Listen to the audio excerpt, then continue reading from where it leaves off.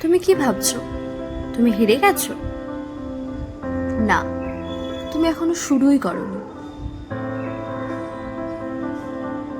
মানুষ যখন ব্যর্থ হয় তখন ভাবে সব শেষ, কিন্তু জানো, শেষ তখনই হয় যখন তুমি চেষ্টা ছেড়ে দাও।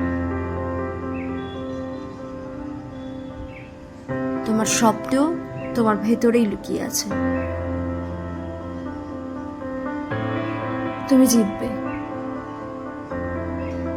যদি আজকে একটা ছোট্ট পদক্ষেপ নিতে পারো।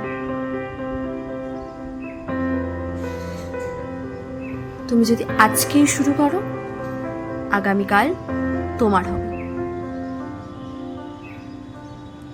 সবার আগে নিজেকে বিশ্বাস করো, তুমি হেরে যাওনি, কেবল শুরু করোনি।